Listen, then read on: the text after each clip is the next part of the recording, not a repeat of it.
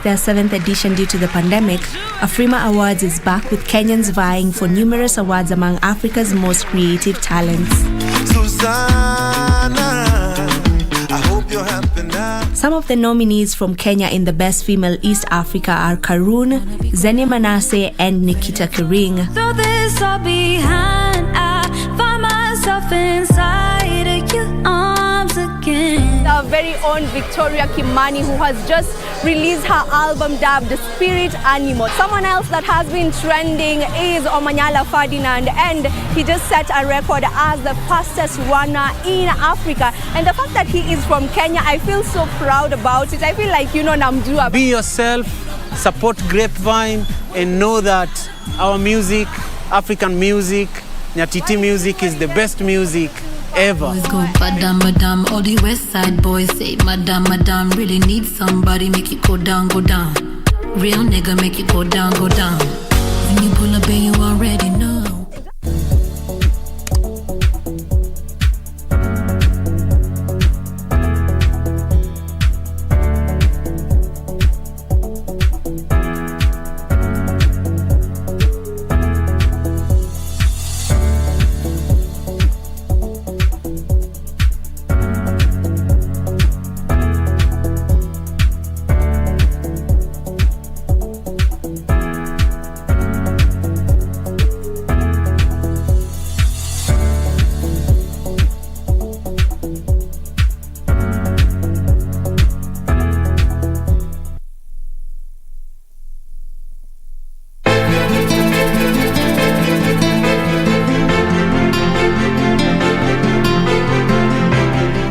Tokea wapi? Na mila zenu nzipi? Kulisha didani. Keti ndo huyo. Hata yuko. Tipili, namwona dadako. Dadangu? Kawaida huwa sijiregelei maneno yangu, lakini with you nahisi kama inahitaji kukumbusha, just in case. I'm not hiding, I'm listening to some of my music. Okay, peke yako na mamako yuko hapa?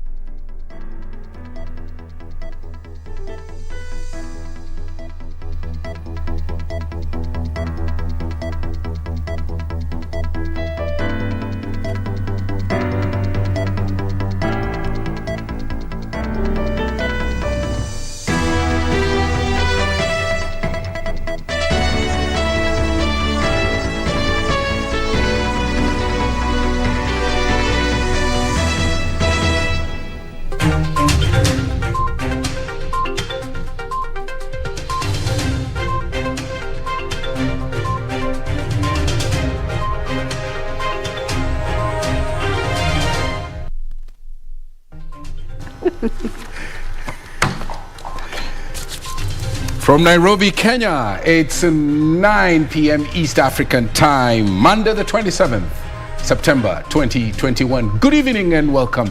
My name is Mboya. My name is Museo. Tonight we have a packed bulletin for you that includes business news that will be brought to you later on by Cynthia Nyamai. Karen Kibet will be driving the sports agenda. But first things first, tonight's top stories.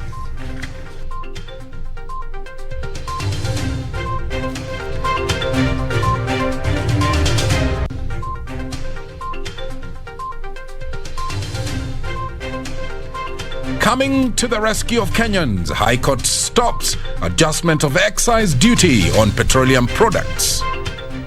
98% of the people who are currently hospitalized ni watu ambao hawajachanjwa. 98%. Kwa hivyo ni kusema ya kwamba hii chanjo inafanya kazi.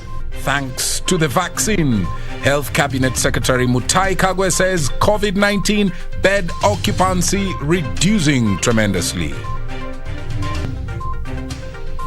There are several other parties in this region who have expressed desire and interest to work with us. The prized mountain, ODM leader Raila Odinga ends his 3-day tour of the Mount Kenya region.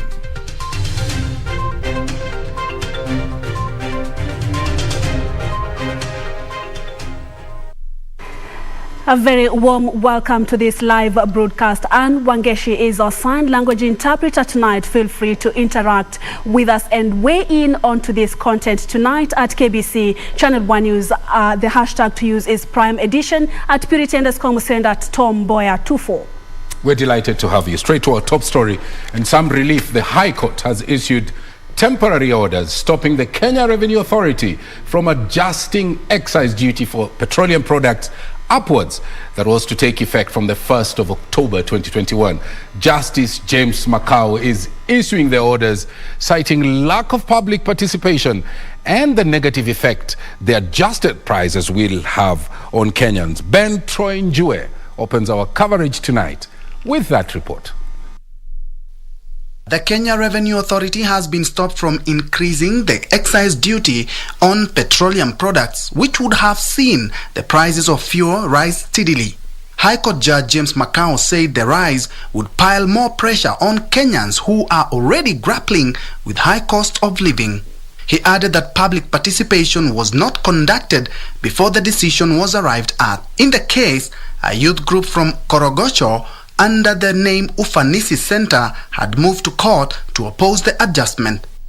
Orders were granted restraining or rather quashing that decision on an interim basis. We were also given a further mention date on the 12th of October, during which parties, or rather all the respondents, shall file in their documents and the written submissions, and we shall be given directions in terms of how to proceed with the substantive petition. In a notice on 10th August this year, KRA Commissioner General had announced rates on excise duty of 4.97% to be adjusted using the average inflation rate for the 2020-2021 financial year. Elsewhere, the family of the late billionaire businessman Cohen have accused the Director of Public Prosecution, Nudin Haji, of conducting selective prosecution over his murder and have instructed their lawyer to file a petition seeking the DPP's removal from office. As family, we will be contemplating whether with this we can move a petition for removal of the DPP from office if this is how he is conducting prosecution in this country. I'll be taking instructions at 2 from my clients with this, with a view of filing a petition for removal of the DPP. They say an affidavit filed by the Director of Criminal Investigations indicate that the DPP has dragged his feet, rejected or refused to prosecute other prominent suspects implicated in the murder of the businessman. Through their lawyer, Danstan Omari, the family says the DPP has not approved the prosecution of prominent persons linked to the murder, despite the Director of Criminal Investigations recommending their prosecution. Among the people, one of the prominent person who was supposed to take plea for murder, the DPP wrote a letter saying that there is no sufficient evidence. In the DCI affidavit, it has emerged that Cohen's 999 shares of his empire, Tobbs Limited, had been stolen from his company, and the matter was reported to the police, but no action was taken. Cohen was killed 6 days later and his body found in a septic tank in his compound. They want the DPP order to appear in court for cross-examination based on the affidavit filed. His estranged wife Sarah Wairimu Cohen and businessman Peter Karanja have jointly been charged with the murder and are currently out on bond. For Prime Edition, I'm Ben Troy Njue. And Orange Democratic Movement Party leader Raila Odinga has opened doors to political parties in Mount Kenya region to join his camp. Raila, who Monday ended his 3-day tour of the Mount Kenya region, said he was ready to work with all leaders who share his vision of a prosperous Kenya. On Monday, the ODM leaders held several rallies traversing Nyeri, Murang'a and Kiambu counties. Kamche Menza reports. ODM leader Raila Odinga's 3-day tour of the Mount Kenya region culminated with a meeting with the region's leadership led by Governors Muriithi Nderitu, James Nyoro, Lee Kinyanjui and Francis Kimemia. The meeting ostensibly putting on the table strategies that will see the region's leadership rally support for Raila Odinga in his race to State House come 2022. We shall plan and coordinate structured engagement with the region, focusing on elected leaders, community leaders, business leaders, farmers organizations, the faith organizations, and key opinion leaders and shapers in the region. This weekend, if you will, is the first engagement in a series of consultative meetings planned across the entire region that will definitely culminate in a declaration. Raila, who says the tour is part of the countrywide consultative meeting to identify various problems affecting the people, however, indicated that his party is ready to team up with like-minded parties from the region. Yes, as you can see, we are here with the PNU. And our party has had discussions with PNU. We have been discussing with Jubilee. There are several other parties in this region who have expressed desire and interest to work with us. And we will be looking at it on a case-by-case basis.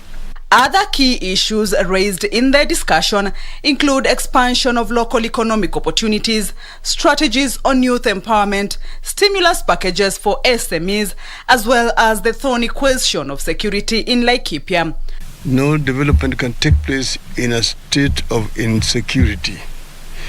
And it is the responsibility of the government to protect the lives and property of Kenyans wherever they live.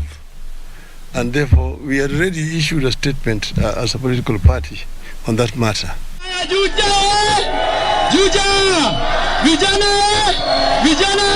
Come together and feel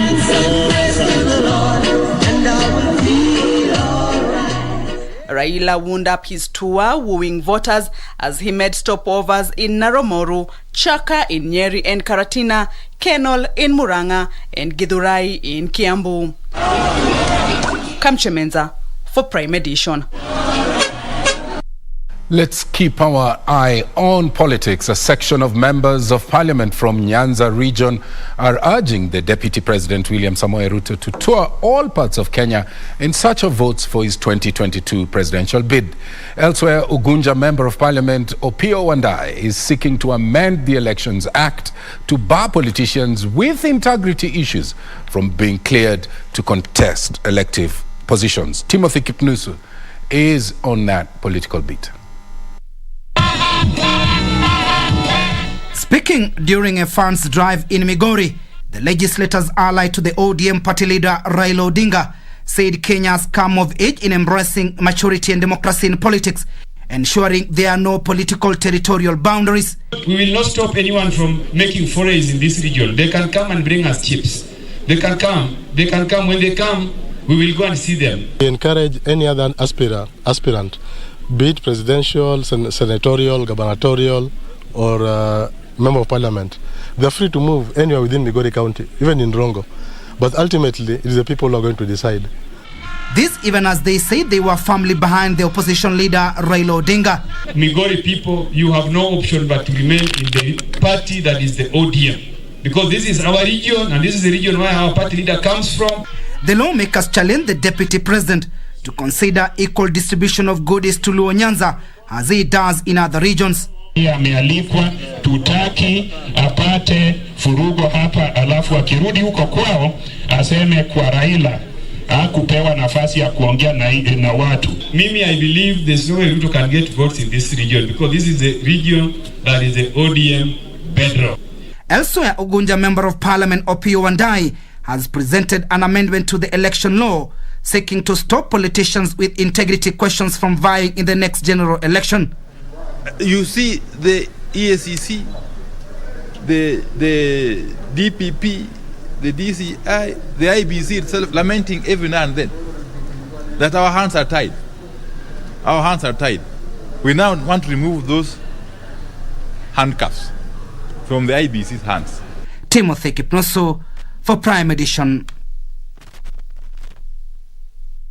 And Deputy President William Ruto is promising that the United Democratic Alliance's party's nominations will be free, fair and transparent. Ruto says the credibility of the nomination process is not a favor, but a right of all party members. He said it's time political aspirants had the democratic space and level field to participate in nominations in a fair manner. Ruto, who met aspirants from Narok, Kajiado and Nakuru counties at his current residence in Nairobi County, said UDA has elected to set up a party with a national face to boost national unity and help drive the national development agenda.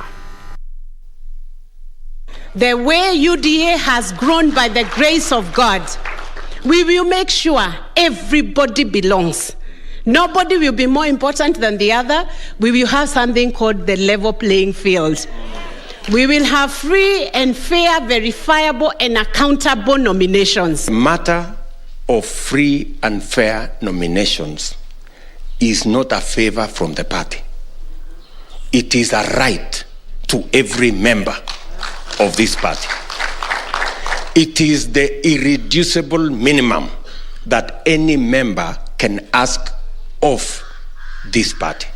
That if they have political aspirations, they must have the space, they must have the democratic right, and they must have the fairness to be able to compete in this party in a manner that everybody is equal. I know put it on record. None of these members. Now, at least 19 cases of media bias have been filed at the Media Council of Kenya by politicians. This bringing into sharp focus how the media will navigate the tightrope of being neutral, objectivity, as well as national security ahead of the 2022 poll. This, as the Media Council of Kenya is set to roll out election reporting guidelines. Achola Simon with the details. We will now have representation to go. With about 317 days left before the next general election, various government institutions with key roles to play are already rolling out plans to ensure the polls are held in more conducive environment. We are asking the media that even as they are reporting, that they should report putting the interest of the country first. Because at the end of the day, this country belongs to all of us. When the balloon goes up and everything goes down south, it is us who will be left with the responsibility to rebuild what we shall have caused ourselves to destroy. One of them is the Media Council of Kenya, which is set to officially launch elections reporting guidelines in the country. So guidelines are broadly covering, it's like a set of rules through which the media will operate. Yes, but it is very easily reflects with the core values of journalism. Seek the truth, report it, be fair, be balanced, do not inflame emotions, check your facts again. The guidelines compel media outlets to ensure journalists and media practitioners operate in a conducive environment, accord journalists and media practitioners professional autonomy, provide adequate remuneration, working tools and training on election reporting, ensure safety of journalists, media practitioners and their equipment, and provide insurance cover. Journalists and media practitioners who are injured or their equipment damaged should be compensated, amongst others. But we also know, if we talk to any editor, we also know that the editorial space has become a highly and heavily contested space. So the question for us really is, how do we then secure the newsroom against interests, be they commercial, be they state interests, be they honor interests sometimes, because sometimes our interests and honor's interests come to clash. How do we find ways to secure the newsroom? Because the guideline, which will be officially launched on Tuesday, also compel media houses to ensure fair coverage of contestants regardless of their political affiliation. Ensure that all the people who are contesting at the same time also be involved to ensure that the public get fair information, the contestants the information is balanced. Already 19 complaints of media bias have been lodged at the Media Council by politicians. The conduct of individual journalists on their social media spaces. If you are on TV and reading news as a balanced journalist, can you then go to Twitter and suddenly become a supporter of a specific politician? Sometimes the media becomes a threat unto itself by failing to put in place strong in-house editorial policies to guarantee its own freedom, or the failure to implement such where they exist. Achola Simon, Prime Edition, Kisumu County. The drought ravaging parts of the country is fueling intercommunal conflicts. Long spells of dry weather have resulted to low water levels, forcing residents to be constantly on the move in search of the precious commodity. Our reporter Gladys Mungai shares with us the pain some of these families in areas such as Baringo and Turkana counties have to go through in search of water and pasture. Kapedo on the Baringo-Turkana border can best be described as a ghost town. Residents have moved to other regions owing to the perennial attacks from bandits from the neighboring communities. The current drought has made the situation even worse, with over 10 people losing their lives in the recent conflicts over food and water.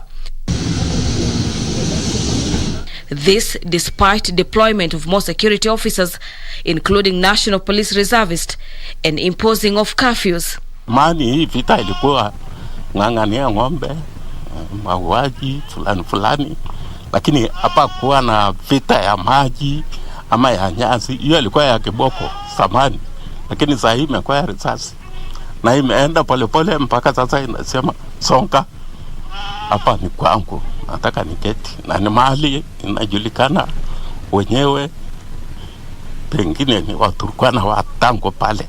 Uongo nyingi na hundua ya kusema hapa ilikuwa kwetu miaka sawa 1914, vitu ambayo haijengi, ambayo inachangia vita, si amani.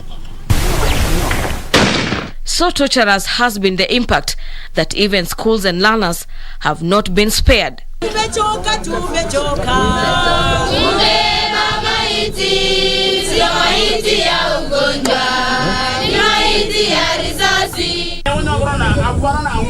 Lawrence Achuka, a spokesman of the Turkana community living in Baringo, blames the scarce resources for the insecurity which dates back to the early 80s.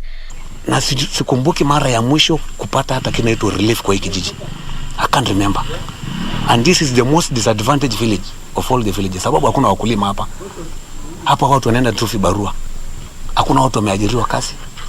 Ni kibarua tu. Wakati kibarua hizo hakuna, people are dying. Lakini utapata mtu ameteta kwamba pale kama Turkana sasa ndio tunapelekea hata chakula na kadhalika. Achuka's pain is also shared by Christine Lapur, who says death threats in Kamusing, Lomelo and Kapedo has forced many to seek refuge in Baringo County. Ukame iko kila pahali. Sisi hakuna shida na hiyo. Ile kitu shida ile tunaona kwa hapa kuua. Hata mtu kama hakuna kitu na uliwa. Hata kukuta watu kwa gari na uliwa. Hata askari ya serikali anauliwa. Ile alikuwa anaua Kamusing gari mzima alifanya nini? Ni muuaji. Hii watu ni kuua. Sisi hapana kataa hawa kukula. Hata saa hii hakuna mali iko Kapedo, hakuna mali iko Lomelo, na hawa bado naua watu. Sasa ni kama sisi tunaimba tu kama bendera Mturkana. Akikimbia mahali serikali badala ya kutufikiria kusema hao watu wamehangaishwa huko, wamehangaika tena hapa, wafikirie mahali ambayo wanaweza kututengea tuketi. For those with livestock, this is double torture. Cattle rustling and killing is rifle. In the middle of this conflict is a section of a community and elected leaders accused of instigating chaos. But all is not lost.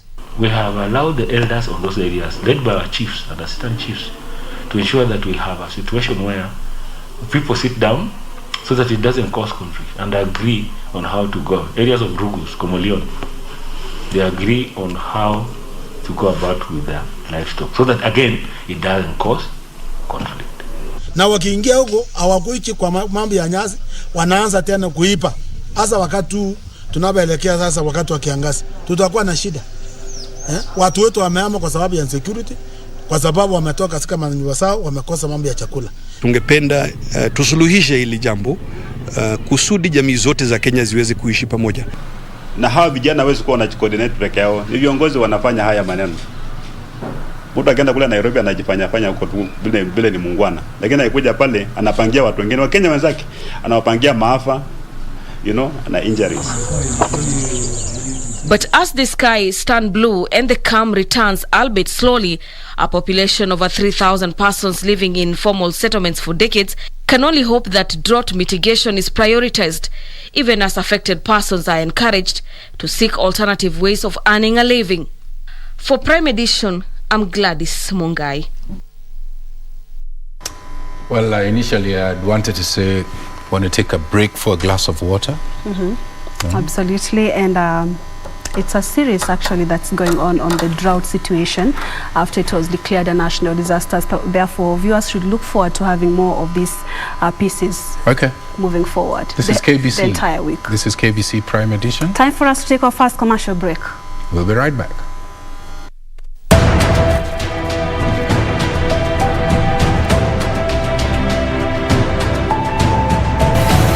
Usikubali kwa watu kuchafua serikali, na usikubali kwa serikali aende kando. Ikiwa kama unaona sisi tuko na kasoro, sema wasi. Hapana kaa kimya. Utasema tu kwa sauti ya wale watu wenu ambao iko katika parliament. Kwa maana ikiwa kama wewe iko kwa kiwanjani ya mpira, kama wewe unacheza, unadhani wewe ndio unajua kushinda watu wote. Siko watu wengine huko nje ambao wanasema kwa nini hapa napiga kule? Kwa nini hapa napiga kule? Kwa hivyo ukitiwaambia ati jaribu kuangalia kule na kule na kule, tena ufanye umoja, hii ndio tutasaidia.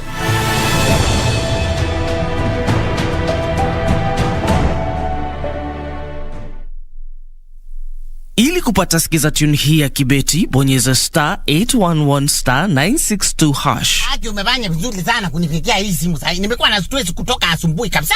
Na ni huyu mtu ambaye alikuwa anapatiana majina ya vitu. Kwani hakutufikiria sisi watu wa Eastern Ukambani? Ni nani alisema ati wife kwa Kiswahili ni mke? Na akasema ati handbaka. Hii inabebwa na mwanamke, handbaka. Ati kwa Kiswahili ni kibeti. Huko kwetu mke ndiye kibeti. Ili kupata sikiza tune hiyo ya kibeti, bonyeza *811*962#. *811*962#.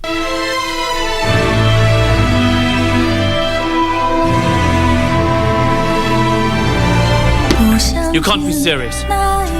You're suggesting the involvement of the prince in court affairs. He's royalty.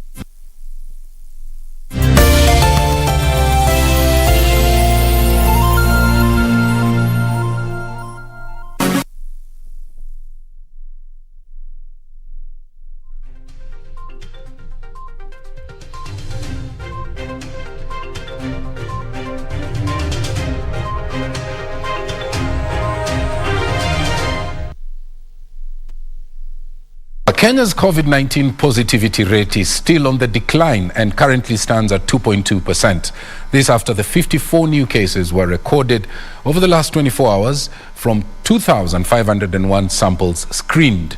From the latest cases, the total number of confirmed cases is 248,515 from 2,537,382 tests conducted. 5,109 people have lost the fight, the latest being 7 patients. The Ministry of Health also reports that 437 patients have recovered in the last 24 hours, increasing the total number of recoveries to 240,672. Globally, 231.9 million people have been infected and 4.7 million people have died. Now, moving on, Kitui County government has secured the National Hospital Insurance Fund super cover for the vulnerable. residents. Approximately 85,000 households are set to benefit following a memorandum of understanding between the county government on one end and the NHIF. Governor Charity Ngilu said that the move was necessary to achieve universal health coverage. Ruth Wamboy reports.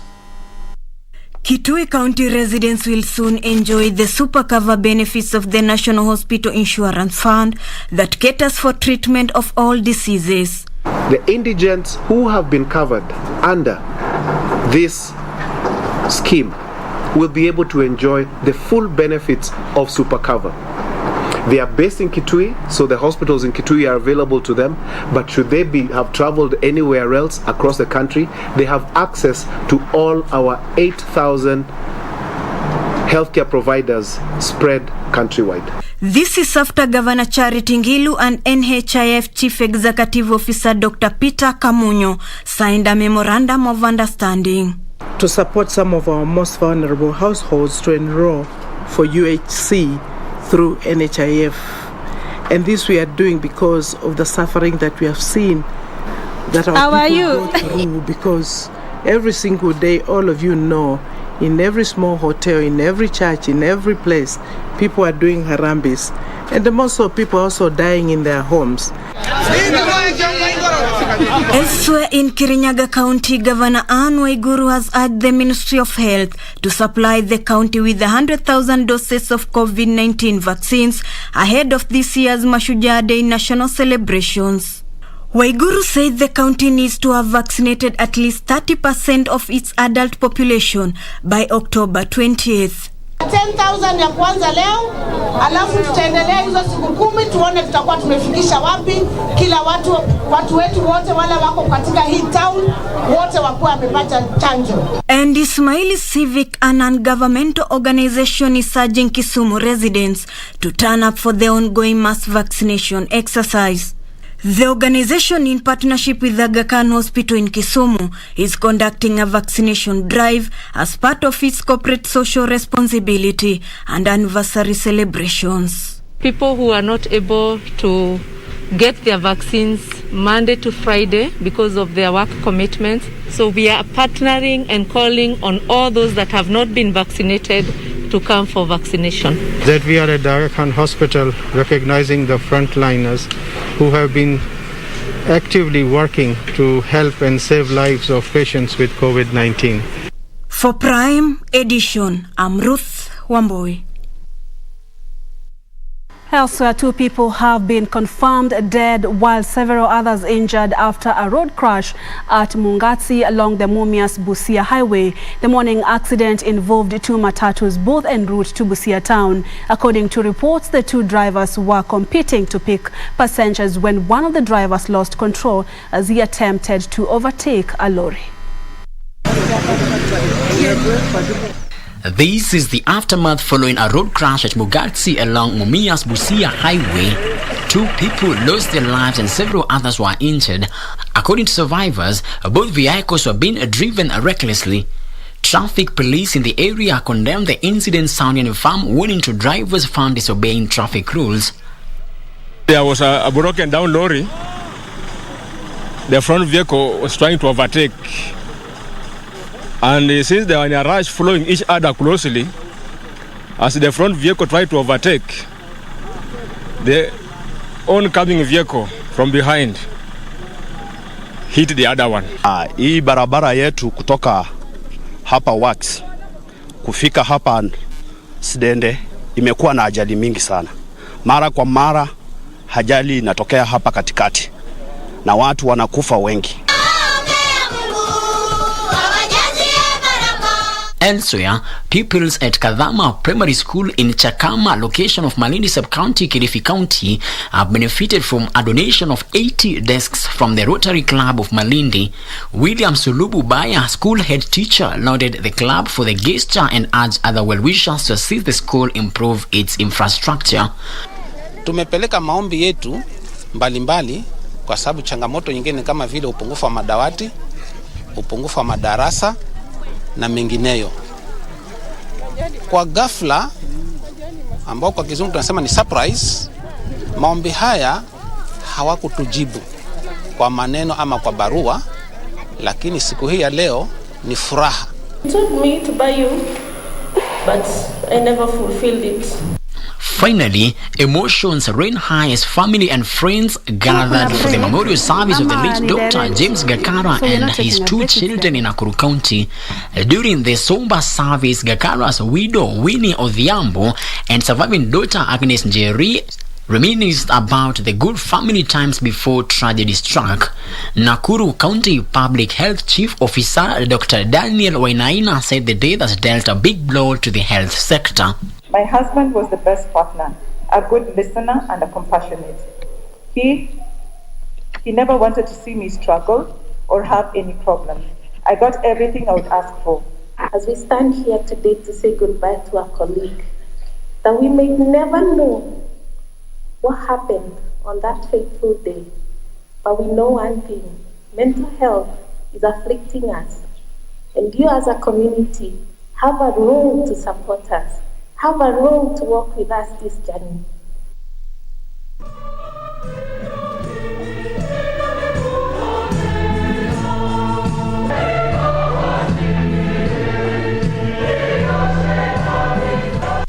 Well, that's a very sad story. It's now time to take a break and shift gears and move into the world of business. And Cynthia Nyamai is on standby with the latest. Cynthia, it's good to see you, and of course you look lovely, by the way. Thank you so much, Cohen. It's good to be back. And today we do have some very good news for pensioners. Now, pension holders can utilize up to 40% of their savings in pension schemes to buy houses. However, a member who has paid pension by the scheme, or who has opted for an early retirement or attained retirement age, shall not be eligible to utilize a portion of their retirement benefits to purchase a residential house. Under the Retirement Benefits Mortgage Loans Amendment Regulations of 2020, members of pension schemes can use up to 40% of their savings to buy a residential house. The conundrum with affordable housing today in Nairobi is, on one side, affordable land is far from the CBD. But on the other side, the people who need access to affordable housing want it very close to the CBD. So I hope the discussions with the banks will come to light, and I think this is probably an area you can support us, where they say we need collateral. There's air, that's not collateral. How do we ensure that we get our money back? This comes at a time when land rates have skyrocketed, buoyed by infrastructure development and rapid urbanization that has made land ownership a proverbial Achilles heel. Don't say you don't know. Now you know. From the end of this month, if you have pension, we want you to go and use your pension to get a house. The law comes into effect this October and allows a member to combine benefits if they are in more than one pension scheme, and it is expected to drive uptake of houses under the Affordable Housing Program. There is something called an affordable housing relief, and that means that you, as an employee, when you're saving with some towards your house, whatever you're saving, you're supposed to get a tax break of up to 109,000 every year. Where employers match deductions, the amount accessible for buying a residential house is capped at 40% of the employee's accrued benefit to a maximum of 7 million shillings. Regina Manyar reporting for Prime Edition. So if you didn't know, now you know. Thank you, Regina, for that report. Now, the online creative industry generated 2.4 billion shillings in the past year after demand for creative content rose due to COVID restrictions that saw people joining more hours since they were indoors. ICT Cabinet Secretary Joe Museo says the pandemic unlocked numerous opportunities in the digital space, which is fully exploited, and reduced youth unemployment and increased household incomes. The COVID pandemic saw the shutdown of physical social interaction, pushing creatives online as demand for content rose. Within the past year, players in the creatives industry raked in 2.4 billion shillings. ICT Cabinet Secretary Joe Musheru is advising online content creators and innovators to register their products with the National Rights Registry to limit unauthorized use and reproduction of the content. We now, through the Kenya Copyright Board, we have a national rights registry. So if you have any asset, any music that is yours, you should register that in the national rights registry. So anybody that is making any payments or trying to transfer or do anything, they will do that through the national rights registry. The CS revealed that the government has made it easier for online content creators and artists to get their royalties, as it is now possible to directly collect money owed to them without going through third parties. He said the high internet penetration has created opportunities for the gig economy, employing 1.2 million people. The government now targets to push this number to over 15 million by the year 2030. If these 1.2 million young people who are working every day each took just 10 and trained them per year, we would actually hit our goal by 2022. And so we're pushing them to be able to get more and more people working online and being able to earn a decent. The youth are presented an opportunity to tap into the digital economy and be a catalyst for inclusive development. He challenged the youth to be innovative in solving local problems, including digitizing indigenous languages to avoid extinction. At the moment, we go to every constituency and we continue to invest until we can get to a point where at least free internet is available to everyone in those centers. And at the same time, ensure if you've invested in the internet business, then you're not going to lose and government is not competing. Betty Kiptum, Prime Edition. Now, 8 counties risk missing their next disbursements from the National Treasury for flouting recurrent and expenditure ceiling rules. Deputy Controller of the Budget, Stephen Masher, says the devolved units exceeding the set spending on workers' emoluments is pegged at 35% of the total county budgets. The Controller of Budget has released disbursement of 10 counties that had been barred from accessing the 29 billion shillings county allocations last month. The office says this after the devolved units submitted their budgets for approval as required by the law. However, 8 devolved units might miss out on the next disbursement for allocating over 50% of their total budget to wages and salaries. Not more than 35% of the recurrent budget should go towards personnel emoluments. The county government have been encouraged to rationalize their workforce to reduce the recurrent expenditure. This, coupled with a strong budgetary system and increased resource mobilization, has been earmarked to increase development budgets for the counties.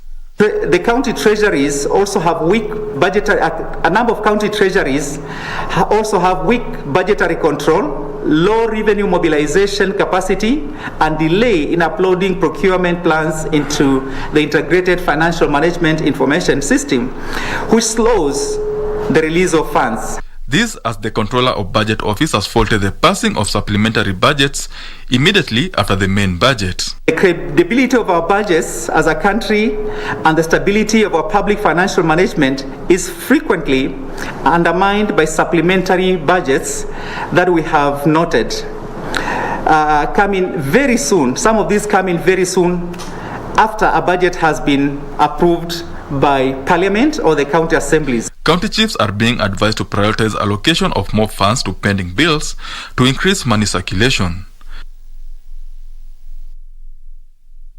Tourism industry players should tailor products for the domestic traveler to help soften the impact of reduced travel by international tourists during the COVID-19 pandemic. Tourism Principal Secretary Safina Kweke says domestic tourism remains the viable option to revive the tourism industry in the wake of the pandemic that has disrupted businesses worldwide. COVID-19 was in 2019 declared a global pandemic, disrupting many sectors, with the travel and tourism industry the most affected. In Kenya, the tourism industry has remained afloat by harnessing the power of domestic travel. Speaking in Diani, Kwale County during celebrations to mark this year's World Tourism Day, Tourism Principal Secretary Safina Kwekwe said Kenya has a huge potential for tourism revival given that domestic tourism and international arrivals are bouncing back. In Mombasa, the Kenya Coast Tourism Association initiative of training 400 beach operators has been loaded with beneficiaries, calling on authorities to license them to operate as well as tax waivers to businesses hurting from COVID disruptions. Tunashukuru kwamba county government sahi wameshughulika vilivyo na kuhakikisha kwamba watabichi wote wanakuwa trained, na hiyo itakuwa ni jambo nzuri kwa sababu watakuwa wanajua vile wanaweza ku-engage na tourists. The importance of this training mostly naweza sema ni customer care. Tulifundishwa about customer care because we used to do it randomly, but now after getting the training, at least now we have order so that we don't scare the guests. Now, Mombasa being a huge tourist hub brings together thousands of tourists ever so often, every month. And we look at it that they shouldn't just stay in the hotels. They need to get out. They need to get a feel of the city, because tourism is not just hotel. We also need to know what's the heritage. What do we have in Mombasa? In Kiambu, the devolved unit has identified 87 tourist attraction sites, including Kenya's founding president, Mzee Jomo Kenyatta's home in Githunguri, where he served as the head teacher, that will be aggressively marketed in efforts to diversify revenue for the county. Tumefikiria kuhifadhi ndiposa historia ya Wakikuyu na Wakenya kwa jumla isipotelee tu hivyo. Sisi husafiri kuenda mbali kusoma mambo mengine, lakini saa zingine tunasahau nyumbani. World Tourism Day has been commemorated today with stakeholders calling for formation of policies that will streamline and boost the tourism sector.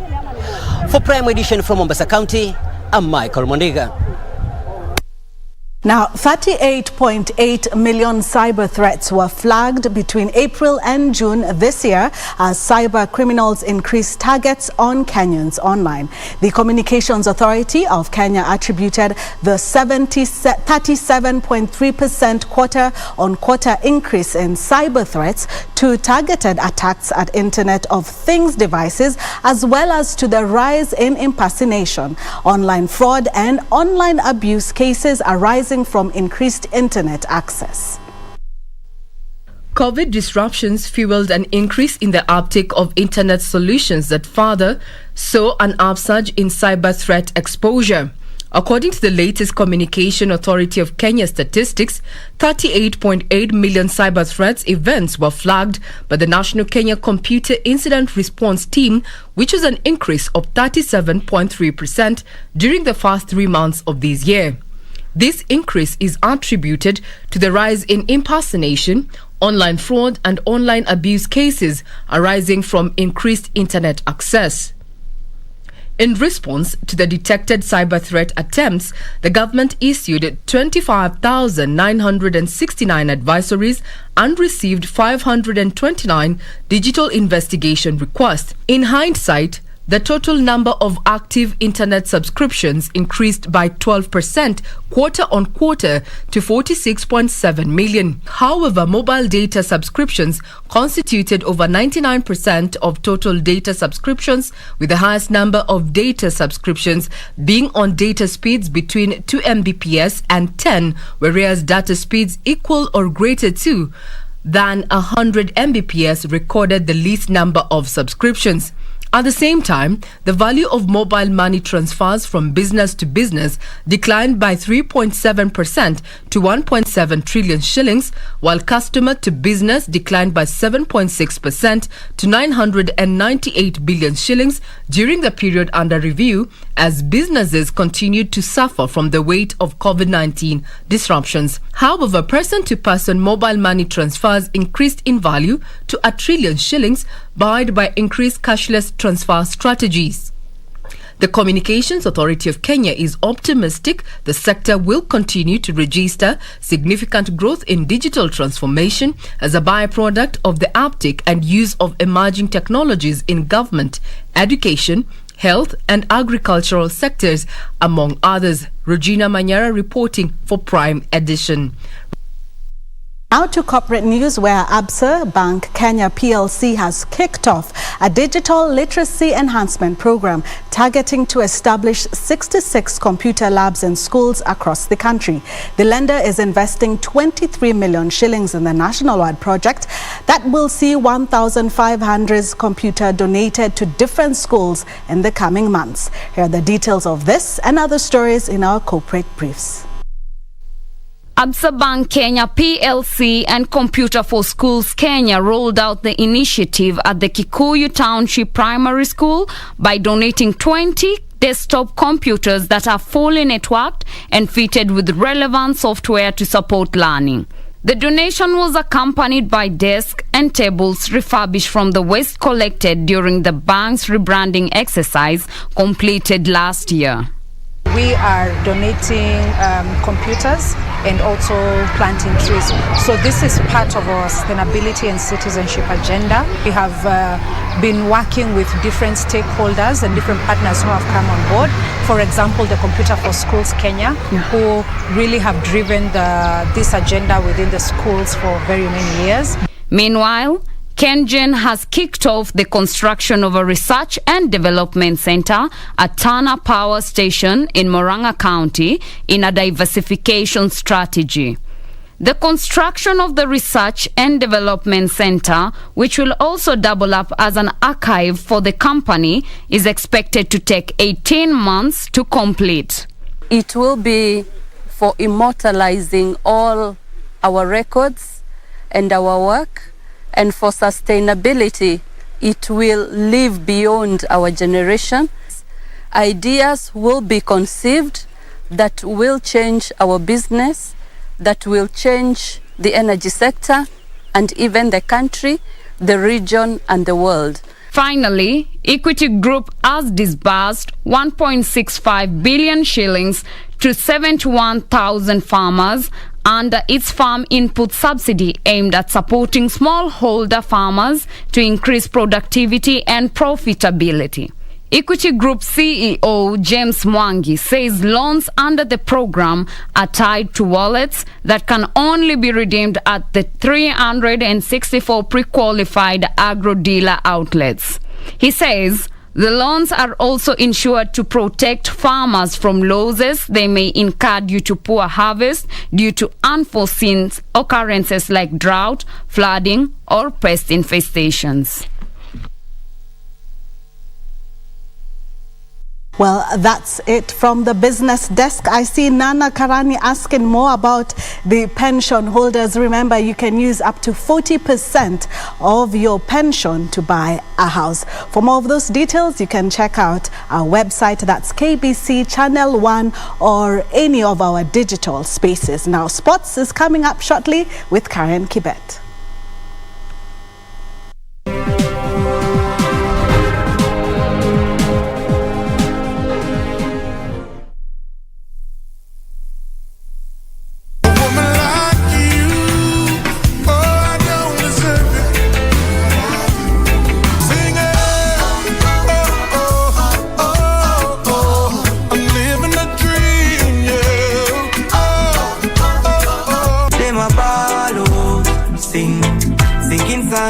Jamaica wanna get him from who needs some so It's going on, it's gonna burn all night. One love is action, one love is an action.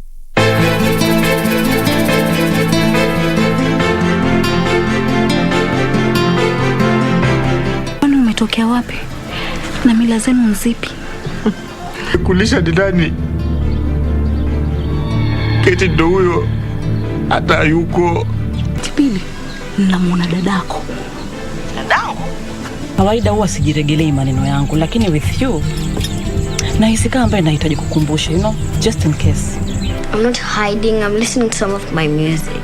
Okay, peke yako na mamako yuko hapa?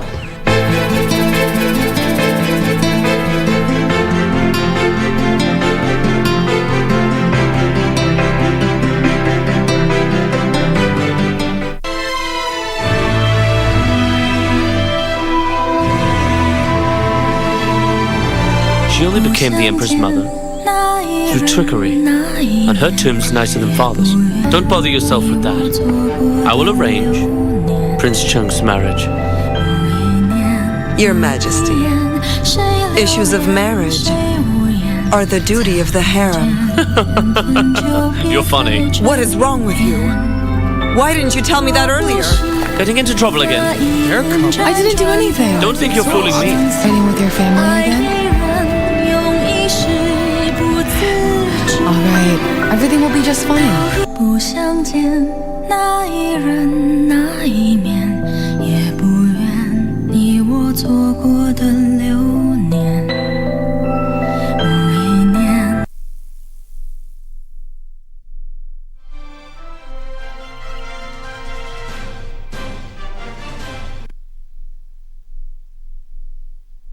Welcome back. I do hope your evening is treating you well. It's now time for us to take a look at what's making headlines in the world of sports. My name is Karen Kibet. Now, the National Rugby Sevens team completed the 2021 HSBC World Rugby Sevens series in style, beating hosts Canada 33-14 to win bronze at the last leg of the series in Edmonton. The team, coached by Innocent Simiyu, was relegated to the bronze playoff after losing to South Africa 33-7 in the main cup semi-finals. They finished second overall with 36 points after winning silver at the Vancouver Sevens.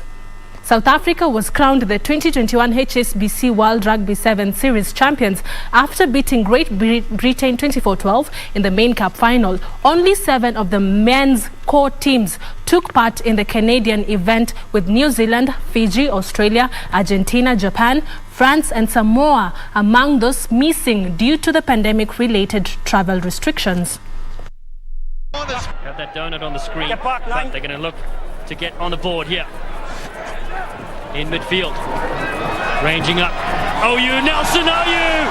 Oh, he's a special player!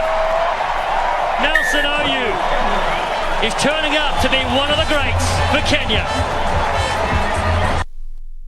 Major League Soccer club CF Montreal midfielder and Harambee Stars captain Victor Wanyama has retired from international football. Wanyama became the first ever Kenyan player to score in the UEFA Champions League when he scored the first goal in Celtic's 2-1 win over Barcelona on 7th November 2012. He has earned 60 caps for the Kenyan national team since making his international debut in May 2007 at the age of 15.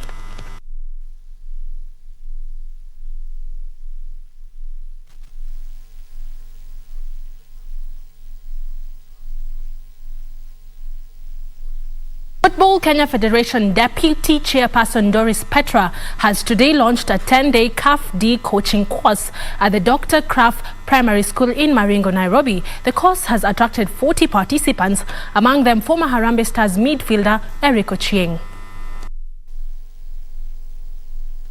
Football Kenya Federation Deputy Chairperson Doris Petra said the federation has been able to train over 4,500 coaches in CAF D and 500 coaches in CAF C, with an additional 25 coaches going through the CAF B diploma. The number of ladies is one thing. And you know, as FKF, we can only tell the girls to come and train, but you cannot get them from their homes because you don't know them. But you have to show interest that you want to train. And those who have gotten in touch with us wanting to train, we've always directed to centers where they can get these trainings. We're having good coaches, and I think this is one of the things which the federations have seen, going to the mashinani, because I think on the grassroots level, I think that is where the problem is. Mashinani is where football is being played, but again with the coaches who are dealing with the young kids, they need to be educated, they need to know what they are doing, so that at least they can implement it to the kids who are coming. The course is also geared towards challenging former players to seize the opportunity offered to them and attend the coaching courses. The grassroots coaches are under the tutelage of FKF FIFA instructors George Mwangi and Leonard Sale. Na wale bado kuna wazoefu bado wale wanacheza, naweza wa-urge wajitokeze, wasi-lost wajitokeze, wakam kwa hizi ma grassroots coaching courses, ndio at least waweze go back huko chini, waweze kufundisha hao vijana wadogo na mademu wadogo, waweze kulearn, because sisi ndio role models wa vijana. Frederick Muki for Prime Edition.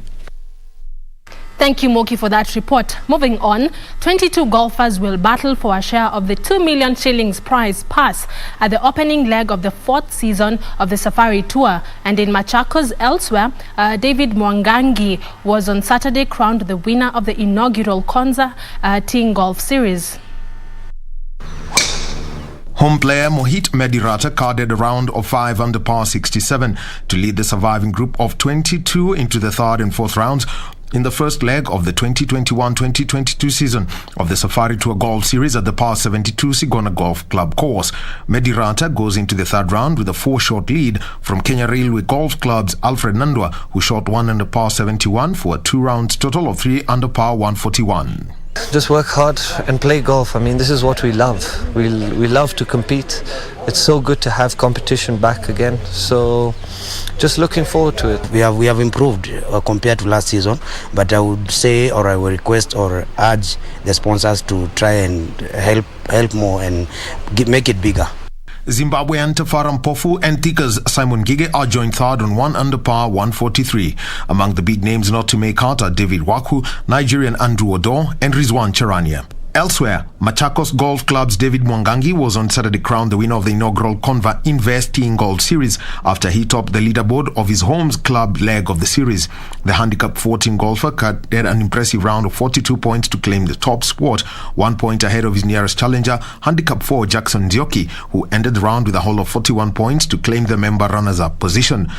We are going to mount a series of golf tournaments in the country, so that we can go around preaching that to our people, that there are opportunities out at Konza. The tournament took place against the backdrop of the recent unveiling of the Konza Technopolis second strategic plan for the years 2021 to 2025, which seeks to accelerate the impact of the Technopolis. 109 players took to the Par 72 Machakos Golf Club course. For Prime Edition, I am Daniel Wahome. Thank you, Wahome, for that detailed report. Now, finally, Jeffrey is back in contention for Crystal Palace tonight in an English Premier League match against Brighton. This is after recovering from a thigh problem, but Eberechi Eze and Nathan Ferguson remain sidelined. Odsone Edward, who scored twice as a substitute in Palace's last home game, awaits his first start for the club. Brighton will continue to monitor midfielders Yves Bissouma and Alexis McAllister, who are nursing respective knee and back issues. Mistake from Morpay, his 3rd of the season. And then it goes, Welbeck's there, Welbeck into the corner, and Albion. Neatly done. Tielemans across, great delivery, great. It's the first real shot of the match. He'd be stronger there, Harry Kane, personally. To work out. Absolutely correct, yeah. Both. And that's all we had for you right here at the KBC Sports Desk. Let's do this all over again tomorrow, same time, same place. From me, Karen Kibet, do have yourself a lovely night. But I do hand you back to Tom and Purity. Thank you so much, Karen. And of course, as Karen has said, we'll see you again tomorrow, same place, same time. And Wangeshi has been our sign language interpreter tonight. I'm Purity Museo. Keep watching KBC. And I'm Mboya. Good night. See you tomorrow. Bye-bye.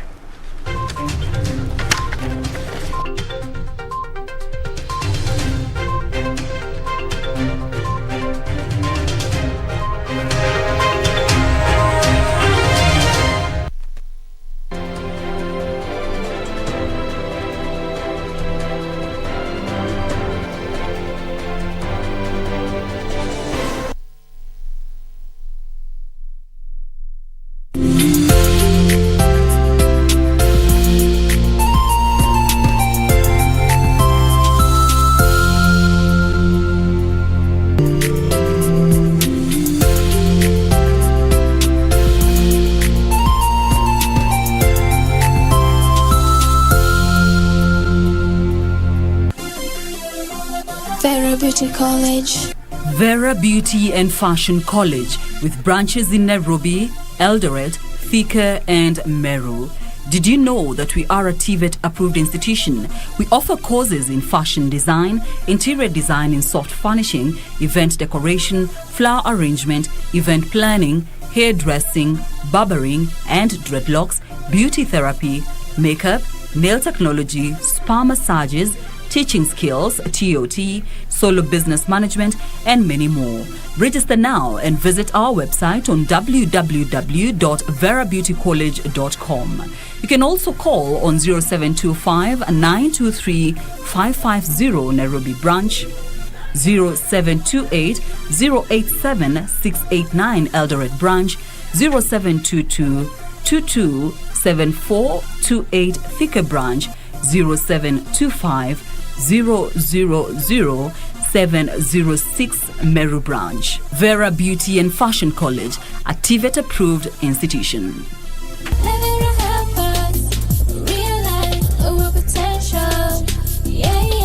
Ili kupata skiza tune hii ya heshima, bonyeza *811 *817 hash. Ukiwa mtu wa heshima, utaheshimiwa. Ukiwa mtu wa kupeana, nawe utapewa. Ukiwa wewe ni wa kudharau wengine, utadharauliwa. Ukiwa wa chuki, malipo ni yale yale. Ikiwa wewe ni mtu wa haramu, vile vile itakupata tu. Na kama wewe ni mtu wa kushauri kwa hekima, hautawahi kosa. Kama wewe ni mtu wa watu. Ili kupata skiza tune hiyo ya heshima, kama skiza tune yako, bonyeza *811 *817 hash, *811 *8.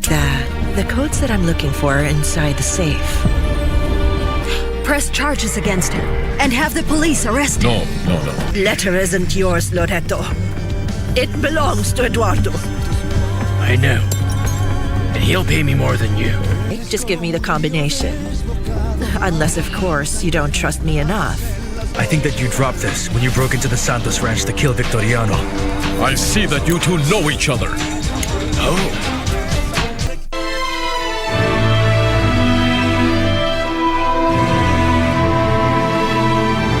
She only became the Emperor's mother through trickery, and her tomb's nicer than father's. Don't bother yourself with that. I will arrange Prince Cheng's marriage. Your Majesty, issues of marriage are the duty of the harem. You're funny. What is wrong with you? Why didn't you tell me that earlier? Getting into trouble again. I didn't do anything. Don't think you're fooling me. Fighting with your family again? Alright, everything will be just fine.